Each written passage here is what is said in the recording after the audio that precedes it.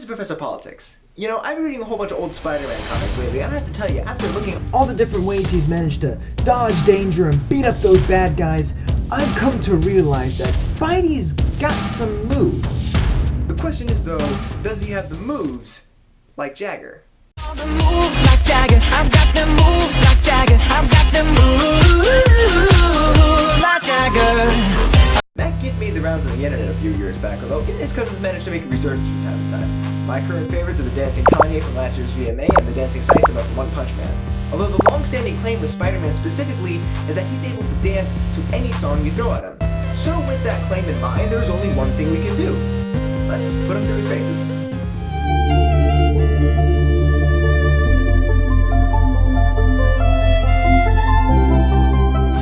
Girl, shake it for me, girl.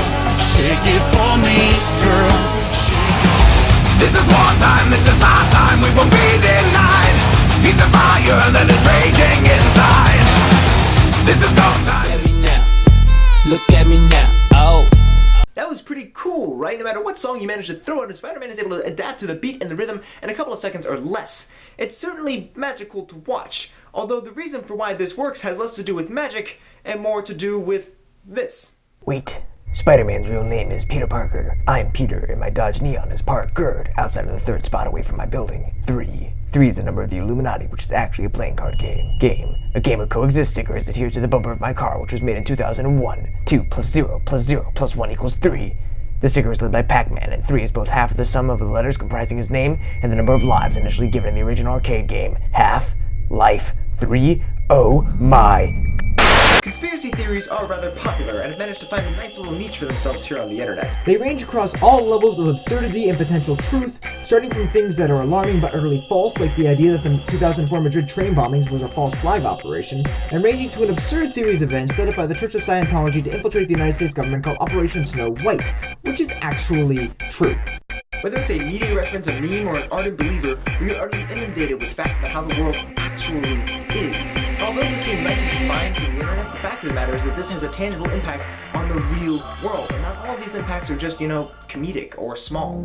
In 2011, an article was published in the Journal of Acquired Immune Deficiency Syndromes that outlined the effects that conspiracy theories can have on our health, particularly with HIV in African Americans. It turns out that a large percentage of African Americans believe that the healthcare system is racially biased. This isn't an unreasonable assumption considering things like the infamous Tuskegee study or the handling of Henrietta Lacks's cells. However, there's distrust, and then there's conspiracy, which is where the study comes in. The study describes how a significant proportion of African American sufferers of HIV believe that the United States government tailor-made this disease to target them specifically based upon their race. Because of that, they don't trust their doctors enough to take their prescription. Their belief in this conspiracy, designed to have them avoid harm, is ultimately bringing them closer to death's door. There are loads of reasons why we believe that conspiracy theories occur.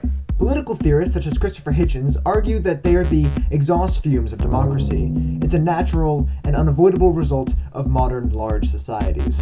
Sociologically, it's arguably used as a means to establish the position of the outgroups and rationalize their distinction as such. But it's the psychological explanation which most closely parallels why we see Spider-Man getting down with his bad self. Or would he have to be tangoing with a symbiote for that statement to be accurate?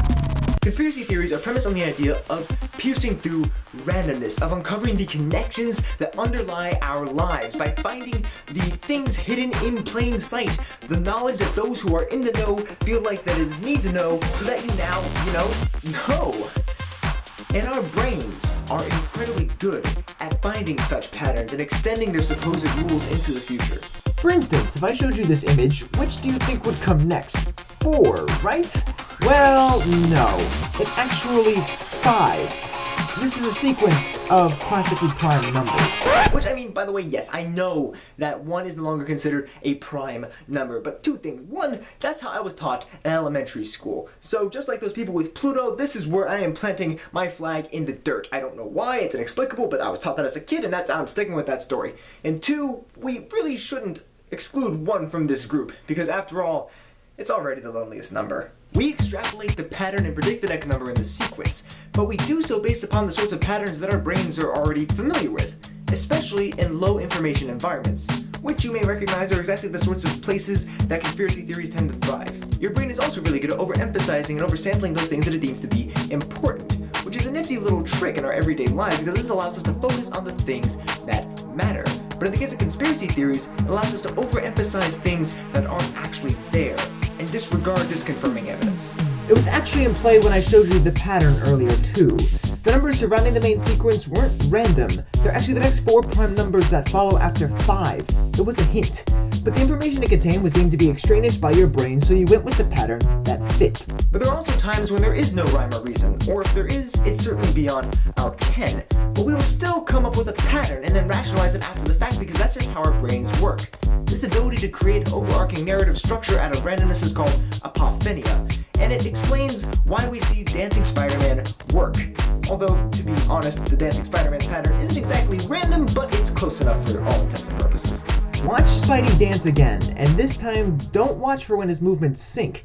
Look for when they don't. All the moves like Jagger, I've got them moves like Jagger, I've got them moves like Jagger. Our brains are amazing at being able to piece together seemingly random events and weave them into a coherent pattern.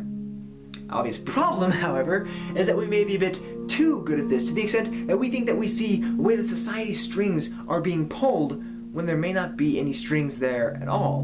But we shouldn't beat ourselves up too badly about this. In fact, this is why we've managed to advance so far. If we weren't able to discern the patterns in the way that the stars moved in the night sky, or be able to figure out how to cultivate larger and more nutritious crop, or be able to figure out if that rustling we hear in the bushes is consistent with wind or beast, we wouldn't be here today. So although Spidey's got the moves, we're the ones with the real life spider sense. This is Professor Politics signing off. See you next time.